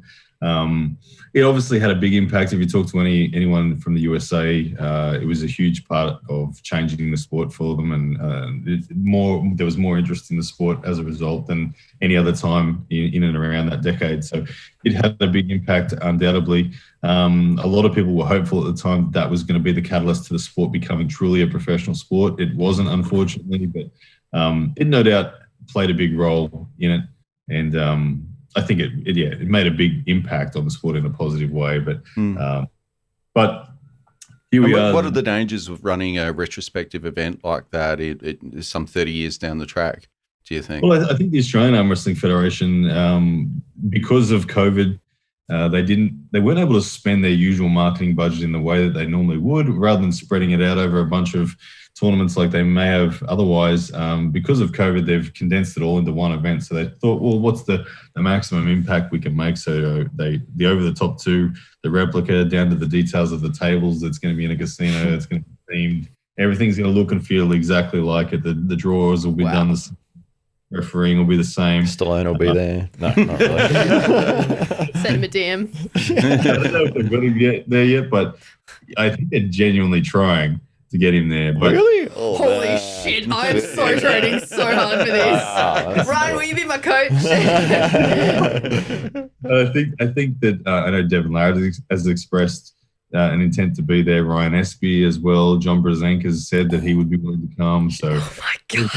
there's so many things that would make that moment that would be amazing. And to be honest, if those names come, people like Larry Wheels probably comes as well. Isabella Rossitano, Matt Yeah, Rocca. maybe. It really could be an amazing event. The one thing I hope and pray happens before then is that damn 2-week quarantine for Australia. But I don't know. My gut feel is it's just going to be Aussies and Kiwis there because of it. But we'll see. And what do you think the effect of crossover athletes has been on arm wrestling over recent times? So Larry Wheels, Undoubtedly, Juji. it's massive. Yeah. Juji Mufu, as you mentioned there, was probably the first one to do it. Devin Larrard and Juji. I don't know where they met, but they started collaborating, and Devin was an instant hit on Juji's channel, and Juji somewhat fell in love with the sport, got involved in Bottom 8, and brought a lot of his audience to our sport. And he kind of faded out in his actual interest in pursuing the sport, but he had a WAL match. He did a few exhibition things like that, and definitely helped. And then Larry kind of did the same thing, but fell in love with the sport even more, and to the degree in which he now thinks that in 3 to 5 years' time, people are going to know him as an arm wrestler. Wow. It's out of his mouth that that's what he wants. So you think, wow, that's cool. For Larry to want that is going to drag our sport up a long way in terms of the social media reach and impact. And we saw that, a great example of when Khaled pulled on Larry's channel, how Khaled looked strong in one video, and all of a sudden, if you were to poll the entire world who the strongest arm wrestler in the world is, it was Khaled. So that showed you how impactful Larry's channel was on the sport. So slowly, because Larry's done an amazing job of bringing out all these different professionals and now hosting the King of the Table event, I think Larry's audience is starting to actually mature into an understanding of what this sport really is, and that's awesome. So big hats off to Juji and Larry for what they've done, and there'll be more to come. I think Eddie Hall's quite interested once he's done with. He's done a little bit. Once he's done with Thor. Jeez, Eddie Hall. He was on with Neil Pickup. I think he was Neil was showing him a couple of things on the table. Weren't they supposed to have an arm wrestling match between him and Thor as well as the boxing, or that just? I'm not sure. Well, Eddie Hall was going to have a match with RVJ in WAL. Okay, cool. That was actually on the cards properly. That was the same card that I was going to be facing Brendan Lemon. So, which honestly, we all know that RVJ was going to crush him for the same reason we crushed Larry, but still it would have dragged a lot of people over. And I think that Eddie's really good mates with Neil Pickup, so it won't be a surprise if Eddie does come across, especially now having seen the success that Larry's had with it. So, and when I say success, I'm talking about YouTube success, which is money. A channel of Larry's level is making a lot. Money. So do you think that's what makes it easy for a personality with Larry's following to put on a world-class event, as we just saw with King of the Table, just the best athletes in the world converging on Dubai? To be honest, like, the production values weren't fantastic. The venue didn't look great, but it didn't matter because millions of people tuned in, didn't they? Yeah, exactly. I mean, money does make things easier, and Larry's grown an empire and a business through everything else he's done in his strength pursuits, and he's done it to an amazing degree. So we're just fortunate that he's now fallen in love with our sport, and he's spending some of that money on us, which is amazing. But undoubtedly, that's been the model that I've been slowly growing, being the, like I said, my Chance Shaw match. I funded the travel, I funded the prize money, and we put a video out, and we got great viewership for it. Larry's doing the same thing, just on a bigger scale, which is awesome. Yeah. And you were looking to do something similar with RVJ yourself not too long ago. That's still very much for me. The model is that is gain a storyline, gain an opportunity to put third-party sponsors in behind it. I personally am not a fan of. I'm not a fan, but I think that the free model is actually more powerful for our sport right now than the pay-per-view model. I think that we could potentially grow it. Like for me, my how I would do it if I was the person behind that was doing the investment into the any given event, I would contract out that live stream to 10, 20 different big YouTube channels. Yeah. So we would all have the live stream going. And I would ask each of those people to do it through a Zoom call or whatever. So I would go live on my channel. They do it live on theirs through a Zoom. They add their little commentary to it as they watch it. So it's still their flavor. Their audience still feels like it's coming from them. They're getting their perspective on it. And for the right to broadcast that, we would negotiate a split on the revenue from their live stream on each of their channels. And that goes back into covering production costs and prize money and whatnot. And I think the viewership we would get if you had Devin, Larry Wheels, Arm Wrestling TV, Eddie Hall, Hafthor Bjornsson, all going live on an event, you're going to have the biggest viewership that we've ever had for an event. So that's how I would do it. But I could be wrong. I don't know. But I think that that's one of the ways it can be done. I think you're absolutely correct on that. The more people that can have access to it, especially for free, if you could say, hey, here's the thing, let's have a look. I've been looking forward to this for a couple of months. You can just load it up and watch it. You don't have to pay for it. It just compared to, there's this thing, but you've got to pay even, $8 or $10. It's like, I'm not going to do it because I don't really know what it is. So that event was successful for Larry financially. I believe he did profit from it, it's proved that if he profits from it, it's going to grow, which is good. And that's why he's doing King of the Table too. But to be honest, the reason it profited was because of Devin Larratt. Devin Larratt carried the back of that promotion, probably 80, 90% of it. We'd take Devin Larratt out of that promotion and it's going to be very, very difficult. So Devin himself is such a powerful entity in the sport of marketing now. And I think the pay-per-view model is fraught with danger that it won't last and it won't work for matches that don't have Devin Larratt in it at this stage. It may in the future, but I agree. I think the free model is a powerful model right now, for sure. It's sort of like it's so good to be able to see that people are being able to build these brands, build these channels, through the sport. Doing it their own way. It's like Larry Wheels is like he's built his empire, powerlifting and doing all these other sort of sports and now arm wrestling as well. But, he would have started with 0 followers, 0 subscribers. And it's like to say, okay, well, I'm going to create this thing and I'm going to get people on board. And rather than I need to approach a media company, I need to approach a TV channel or anything like that. I'm going to do this thing like you've done with your channel as well, where it's like, this is my passion. I'm going to film it. I'm going to start putting videos out. I'm going to, create this brand. And there's nothing in this sport that it represents the things that I want. So I'm going to build it instead of saying, there's no path to it. It's like, well, let's create it instead. And the ability to be able to do that these days, you can do it with YouTube. You can do it through social media and create the vision that you want. It's great for me. I'm really excited. When I'm sitting here listening to you, I'm just like, oh man, especially like I get really excited with the revenue sharing model. Like I love the idea of, for instance, we do this in Australia, and this conversation is probably stimulated enough that I'll probably do this for my next super match. And in the model, what I mean will be, let's say I have a super match with Matt Ring. I'm over there. I'm going to go live, and there's going to be no commentary on my live because I'm going to be pulling it. But I ask you, Matt Connolly. I ask you, Dave Stockbridge. I ask the arm wrestler, anyone else who's got a YouTube channel. I ask you all. All right, I want you all to go live. I want you all to screen share my original video, and I want you to via Zoom add your commentary on it. So your head's going to be in the video in that top right corner, and you commentate the damn match, and then we go, you send me 50% of the revenue that you generate on your channel to help me cover my costs, and the reward for you is you're going to get some cash from an event you didn't need to organize, and you're also going to get some subscribers. And the people that love your commentary are going to be so happy that they get to hear your commentary on a match that they wanted to see. Sounds I good. think it's really and what I can say is I can then sell to a potential third-party sponsor. I can say, I've got these 5 channels all broadcasting live. They have this many subscribers. Okay, there might be some overlap, but there's a good chance there's a lot of unique ones in there as well.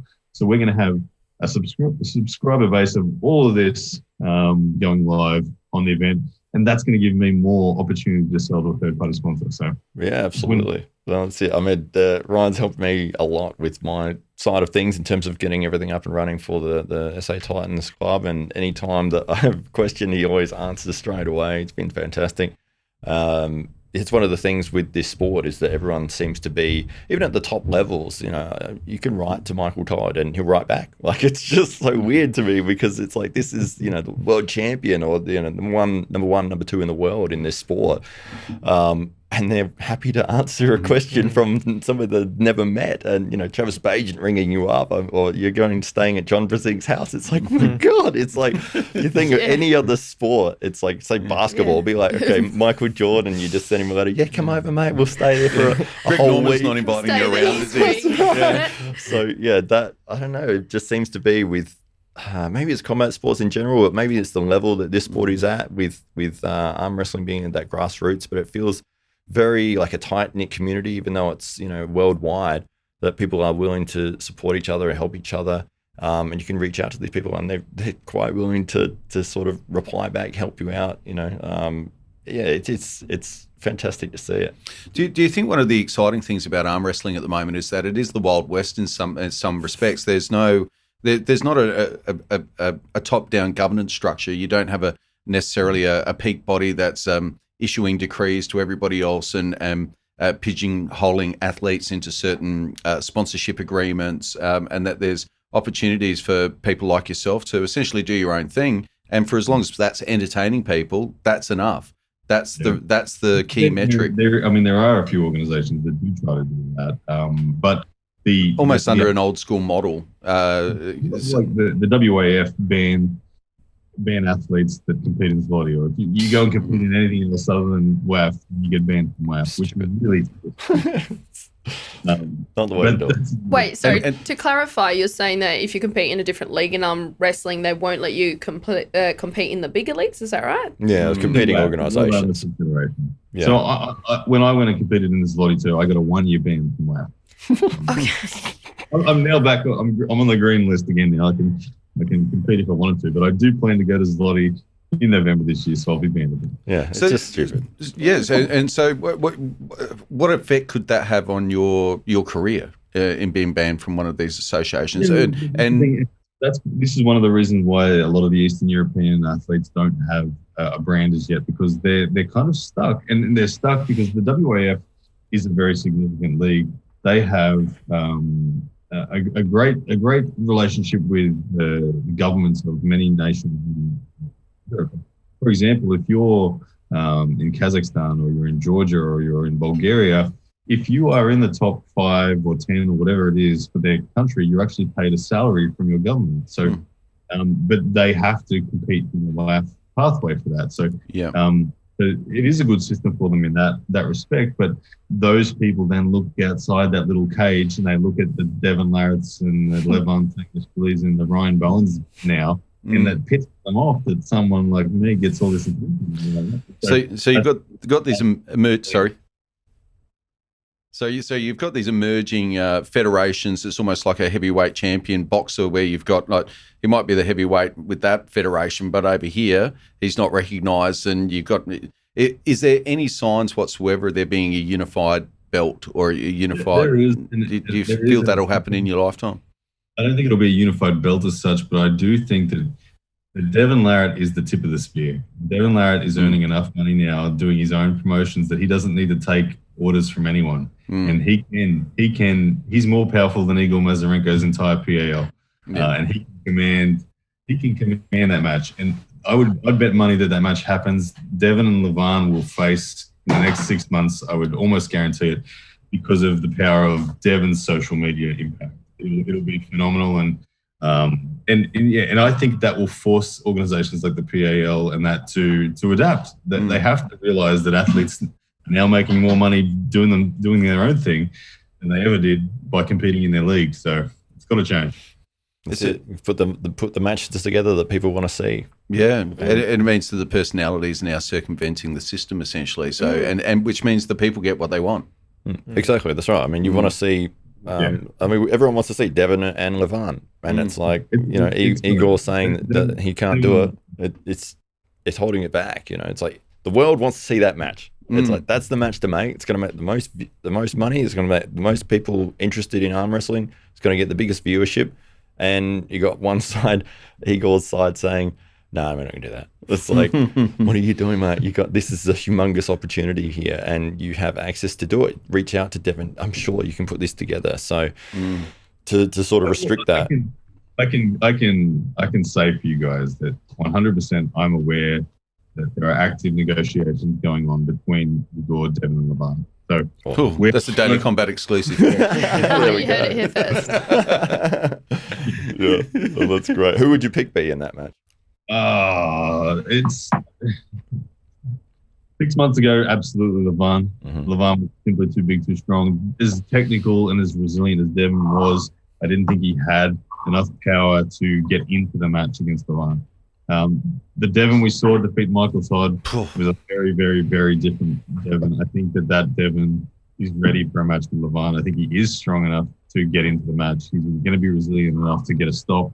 And I think if he does get a stop, he wins it. I actually would have Devon Larratt winning that match right now. Wow. That's awesome. I want to see it. I just want to see it. How do you think Michael Todd would have gone against Levan? I still think he's a shot. Like he's got one of those awkward styles and strength that is just difficult. I do think Levan is the favourite to win it, but I don't think that Michael's out of the conversation. Levan has never pulled a King's move of that degree. Devon has the perfect set of tools to counter Michael Todd. Levan doesn't have that same set of tools. Levan is much more rigid in his movement. He's power based as opposed to the depth and control. Like Devon can bend his wrist so far. He can get so far and out his shoulder. He can over rotate you. Where Levan, he can't do any of that. He just has to power through you. And if Michael's pronation survives, then Levan is in trouble against Michael. So do you see the relevance and maybe even the power of these governing bodies or these associations fading as people do turn to YouTube? I think that they all need to evolve really quickly. They need to be aware that, like, I think the WAL has done that. You'll see that their banner was on the King of the Table event. Yeah.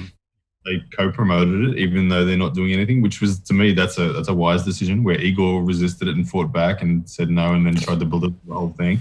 Yeah. So for me, the tide is rising, and at the moment, the PAL is still anchored down here. And if they don't untie that damn anchor soon, they're gonna drown. Yeah. So I think that they need to evolve, and I think they will. I think that Igor will see that, and I expect the top 8 series to happen this year. I expect Levan to pull Dave Chafee next. But I think once that's concluded, before this year's out, we're going to get Levan and Devon. And it will probably be under the PAL. If I had to bet where it was going to be, I'm going to guess it will be under the PAL. Because let's face it, PAL has great professionalism in their events. They look amazing. They do. Their events look top-notch. And Devon will, I think, be very satisfied to travel into the Lions Den and win. I think that sets his legacy up really well. What a great story too. What a great story. Yeah, it's East versus West thing, and the league versus league. Which league is going to come out on top in a way. I think that's why Igor is hesitant as well. He might be worried that if Levan loses, how does that impact his side of things? His brand. Exactly. Well, heaven forbid, if Levan loses to Dave Chafee, then oh my goodness. It's going to destroy the event there. That would actually mess up a lot of things. Dave Chafee is a bad dude. Like he may have enough to beat Levan. Yeah, Dave absolutely. is one of the few people that has pinned Denis Saplenkov. So anyone that can pin Denis Saplenkov is a genuine threat to Levan. Like yeah. And he may do that. And if that does happen, that upsets the apple cart something serious, and poor old Eagle is going to have to lick his wounds. That's right. Well, just to highlight how strong Dave Chafee is, I remember sending you a video. I had done a preacher curl, and I think it was 80 kilos. I think it was 80 kilos. Nice. Right. Good and work, I was man. very, very happy. Sent it to That's more than me. Right, Yeah. But you wrote back, Dave Chafee does more than that with one arm, and sent a video of him doing reps. No, get out of here. With Get out of 85 here. kilos on a preacher curl. Like it was, One arm. he was just casually. Over 80 kilograms on one arm. Yeah, absolutely. It's on YouTube still. How much meat does he eat? Yeah. He's up to 3 kilos a day. Yeah. And my ego went. So, yeah. I feel like I need to write this down, honestly. Like, okay, so I have to reach more than 80 kilograms with one arm. That's more than my body weight. Yeah. And I be the best in the world. That's all. Yeah. The 80 that I got was both arms, obviously, and struggling bright red just got it. Yeah. And to see him doing it casually, I mean, he was putting some effort in, but it was 4 or 5 reps with 85 and 90 kilos or something. And it was just, that's the level they're at, and that's the level I'm at. So, yeah. So what's been the impact of arm wrestling on your body over the last 10 years? Interesting question. My right arm doesn't straighten like my left. My left arm will go. Oh, that one's all right. Your right arm stops there. Oh, no, that's weird. I feel like this is a medical assessment now. Sorry, go on. Yeah. But it's yeah. And is that through injury, or is that just that's just now? That's just repeated tension to the elbow, I think, and it's just the tightening of tendons and ligaments, and maybe calcifications of joints as well. But if you look at an arm wrestler like Devin Larratt, who's been going for 25, 30 years, they can't straighten their arms at all. So I think that's one of the things. If you've ever been in your first 6 months of arm wrestling and then gone to try and throw a baseball or something like that, you'll realize, oh my goodness. and so, because you recently had all your measurements done, because you recently got married, and so you needed to get some suits, and so you'd noticed some variances there in some of the key measurements. That was actually so fortunate. I was really excited that the tailor that I used when I was a real estate agent some 5 years ago happened to be the tailor that I went to get my suit for the wedding. Wow. And he had all my measurements, my wrist, my forearm. like he had everything. And I'm just like, this is absolute gold. I can't believe I can see it. And everything. I'd gone up like almost 2 inches in my wrist. Wow. 2 inches in your wrist. So what was your wrist before, and what are you seeing How big now? does my wrist need to be a good arm wrestler? Can you put your wrist up to the camera again? Like if you turn it around. So I'll put it in this context, like for anybody watching at home. Like I've got a pretty big wrist. Like I've got 16-inch forearms. It's pretty big. But when I put my hand next to yours, it was like the difference between, I don't know, me and my dad, but when I was like 7. Like it's a different type of thickness there. So when you were human, when you were normal, what were your measurements in your wrist? Well, I now measure 8.7. I was essentially a 7-inch wrist. 7-inch wrist. That's incredible. I think Levan is a 10-inch wrist. Wow. So 1 more inch and then you'll be there. and so forearms. Forearms, like straight forearms like that, I think from memory I'm like 15 and a half. Yeah. If I can't be like this, it goes to like 16 and a half. Incredible. But Lachlan Adair, just to talk about him again, he's got like 18-inch forearms. His arms are ridiculous. That's insane. I remember seeing one of Wow. the photos that he put up. I think he was doing this pose, and this arm was as big as the rest of his bi and tri. It was just like, oh my God. I was in the gym. I had to show everyone that was there. Even though I didn't know them. I'm like, you've got to see this photo. Yeah, just walking up to random people. One of the things with a lot of people is that they think arm wrestlers have big biceps. Now, a lot of arm wrestlers, elite arm wrestlers, do have big biceps, but it's not really the bicep size. So, is it? I get a lot of messages on Facebook Messenger from people that are new to the sport, and particularly out of India, I get a lot of messages. So do I, funnily enough. different sort of messages, I'm sure. One of the most common messages I get is biceps good for arm wrestling? Biceps. I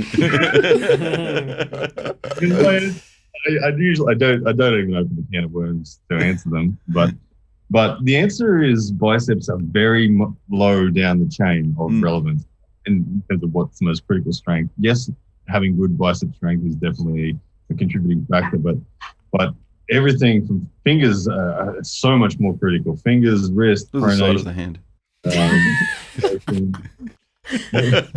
Very impressive, Brian. It's just like that, though. You know, is the right and the left? Because I remember you saying you only do about 5% of your training on left. Is it significantly a size difference? Yeah, well, this is truly interesting. I'll see if I can get the perspective on this. Get a ruler out. My left and right. Let me just get it. If I put let's go a bit further. Give me a second. That's okay. We've always got time for Matt to do a double bicep. So there we go. Okay, Cut to Matt. Yeah, no, it's good. That's how I walk around now. Yeah. Wow, your right arm looks significantly larger than your left. Wow. And also, my right arm is actually longer from elbow to fingertip. I don't know if you can see. All right. Oh, yeah. And was that always the case? Or is arm wrestling stretched your arm? I was wondering that. I was genuinely. It was definitely not the case. My right arm is bigger in every respect. It's longer, it's thicker, and that's really shows you the effect of the sport. Because like I said, it's been 8 years of me training exclusively right. So your arm actually got longer. My wedding ring on the left. My wedding ring on the right. Incredible. So, I mean, you're deformed now. No. When Devon holds his arm out, he can only get it to maybe there. When he walks, it sort of looks a little silverback, gorilla. Yeah. You could show a silhouette of Devon, and you would know. You would know if it's the Yeti. It's just incredible. Your body changes though. Your body does evolve for your sport. It's funny because I swear my arms got a bit longer from canoeing as well. Like my arms are longer than my height. They always were, but I felt they got a bit longer myself. So I don't think I've got, maybe I will be able to find the measurements, but that's crazy because there's a massive difference for those who are listening and not seeing. Ryan's right arm is definitely different in length and obviously size in general. So that's amazing. What about with boxing? Devon Larratt's example. Maybe it's the boxing. No, Devon Larratt is about 6'6", maybe even approaching 6'7" in height. Devon Larratt has told me when he was a kid, he had a 7'1" wingspan. Oh, wow. And now he said it's only come back to 6'8". He came back. That's quite funny. Definitely changed. If you watch the two for me that actually look the funniest, like if I was a Hollywood director and producer and I was making a zombie movie, I cast Devon Larratt as the main zombie and I Dennis Plenkoff as the other zombie. They both walk around with their arms like this. Yeah. They just have that look that they just look like zombies, real life zombies to me. Devon Suplenkov. Devon Suplenkov? Dennis Suplenkov. I'm getting the troll army on YouTube. He'll probably love that. He's always he finally got a the shout first out. commenter on any of my videos, Devon Suplenkov. Dennis Suplenkov has the world record for strict curl, 113 kilos. So standing against a wall, you get the barbell and you have to wait for the referee to say go and then lift it straight up. Unbelievably strong. And there's so many videos of him doing 140 kilo curls, for reps in the gym. Absolutely one of the strongest guys in the world. He went against Devon a couple of years ago on left arm, destroyed Devon 6-0. It was just... It was a different Devon to what we saw Absolutely. just a couple of weeks ago, though. Yeah, unfortunately, he's on the comeback trail. He had a bit of some health issues, but we'll see how he goes. But yeah. And for those that are listening or watching from home, just go to YouTube quickly and go Denis Saplenkov versus Walnuts. Oh, yeah. Yeah. Absolutely. So very interesting video if you want to see finger strength. And Denis Saplenkov breaks a chain. There's a video he gets a chain, ties it around his foot and the other part around his wrist and pulls it up in a bicep curl and snaps the chain. It's just ridiculously strong. Wow. Yeah. There's that talk in arm wrestling circles that it basically, if you're going to start arm wrestling, then be prepared to have a toothache in your arm for at least 2 years. How long did the toothache last for you? You have teeth in your arms? Sorry. Go on. I think the toothache way is definitely a good way of explaining it. I use that terminology as well. It feels like that for sure. It radiates from the brachialis all the way up to the shoulder and all the way down to your hand and wrist.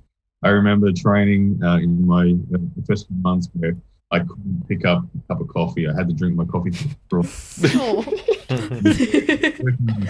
to use the cash register, and I just can't pick it up. The cash register like this. I'm So good. Buddies themselves with the pain of it. A toothache, it's like that. It's like a big giant toothache in your entire arm, and it really is. But if you train efficiently and intelligently, and you use some relative perceived effort, and you don't like what kind of pins and on, you'll probably be fine. But most people will try to get as hard as they can. And are you injury free at the moment? I was going to ask, yeah. In serious injuries, I say yes. I have a lot of overuse sort of niggles and problems that I deal with. My shoulders have been the worst thing that I've had happen to me. My right shoulder, I was considering getting surgery about 6 months ago. My surgeon looked at all the scans and said we could, but you don't necessarily need to. I think better off just approach. I've done that. My shoulder's back to sort of 85% health, I would say, on my right. Funnily enough, my left, which I barely ever use, is actually rubbish right now. So I don't really understand why, because I don't use it. But other hand and wrist and elbow, yeah, in really good shape.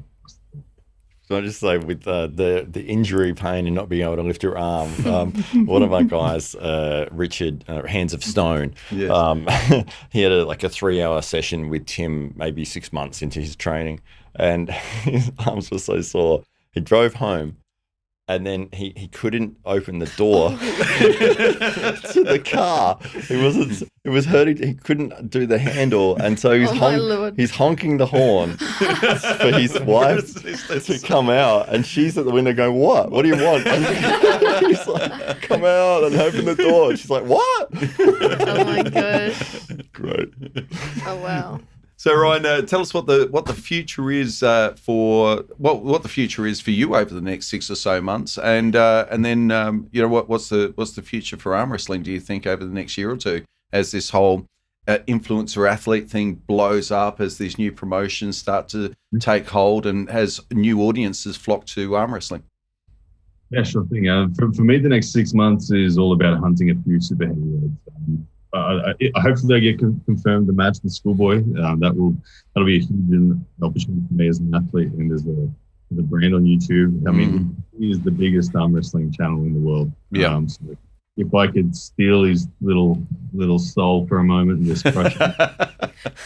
How do you think it'd go? How kind. You're pretty confident with that match? I think that I have a great training partner in Jordan Davis to be able to prepare for him. He uses a very similar strategy and style. I'd expect Schoolboy to be stronger than Jordan, so I'd want to be crushing Jordan in the practice table before that match.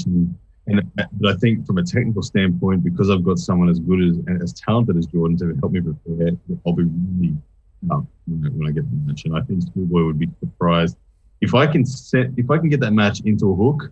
It's over. I will crush him. He would not be able to move me in a hook. I'm certain of it. And I say that because I've watched footage of him. I've studied him, and he hates being forced into a hook. He really feels uncomfortable. If I'm unable to get him into the hook, side pressure. It's like what I did against Ryan Scott in round 4. Ryan Scott busted my wrist back, and as strong as Ryan Scott was, that didn't matter. I just said, okay, I can absorb that and just drive through center with side pressure. So I would be ready to do that against Schoolboy too if I had to, and I think that would be entertaining. If the match goes like that, that'd be awesome. I'd actually love to. And to what extent are you going to address the weight discrepancy, because it was pretty substantial? It doesn't bother me. I mean, he's 266 pounds. What is that, like 115, 120 kilos? 120, 125, yeah. So I will get it. Because you can't rule out him putting on weight as well. He's a big guy. If he follows the Devon Larratt pancake syrup diet, he'll probably get there. That's a diet I might try. I have a feeling that Schoolboy would take this match incredibly seriously, because he would be at risk of losing a lot. There's not a lot for me to lose in this situation. He would know that, so he would probably come in at 280 pounds or something like that. I don't know, because I will agree to the match on those terms. I know that he won't cut weight for me, so I'll be like, yeah, you be as big as heavy, so will I. So I will. Hence, I'm starting on this damn meat thing. Part of the reason. Do you think with Schoolboy and Larry that Schoolboy sort of allowed Larry into the match a little bit? For sure. There was definitely moments where Schoolboy didn't put the sword to Larry like he could have, and we saw one round where he did fully just launch and flash pin him and just took away everything from Larry in the quarter. But that's fine. Larry, it's very difficult to compete at that level. If your first ever match, literally. If you remember back to all of our first ever matches, I'm sure we sucked, and Larry did as well. I did in my last one. I still suck no matter what. Larry's got a long way to go in terms of just the familiarity of starts. He's got the fundamental strength, but Schoolboy definitely let him in. I would love to show Larry how to beat Schoolboy. I think I could do it. Danny Tesh once did it. I don't know if you're aware of that. Danny Tesh Schoolboy into Hong Kong Arnold's and defeated him quite handily. Is Danny... That was a younger version. That was a younger, smaller version of Schoolboy. I think he was only 18 at the time. So it's now 21 or something like that. Danny definitely retired? I would never say never with Danny. He's one of those guys that I think he could come back and be relevant within 12 months of being back. So famous story for me about Danny Tesh was I was about 8 months into my Todd Zilla side pressure training. Really proud of where my side pressure was at. I got an opportunity to train with Danny in the gym. I demonstrated my 1RM to him, and it was red line. It was proper 1RM, and then he picked it up and does 10 reps with it. What the hell? That side pressure is phenomenal. Wow, that's insane.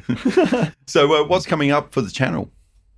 The channel going ahead, I mean, I'm really enjoying my breakdown series at the moment. I love commentating on great matches and giving my technical view of it. I obviously love arm wrestling, so I will hopefully pull Matsui Rangi head to Morris. I think it was probably my next super match. From there, kicking the table too, hope. And if not that, Zlotita, and if not that, over the top two here in Australia will be it. So that's for me. And then for globally, it's I think the continuation of the expansion of individual brand athletes and little athlete brands. And I think that's going to be really impactful over the next couple of years. Once the money gets to the point where people are really making considerable amounts of careers, there's going to be a lot of reinvestment, and we're going to see a lot more athletes taking that path. And hopefully we start to see Eastern European pillars coming into the woodworks and whatnot with YouTube channels, because I'm sure that'll grow just as quickly.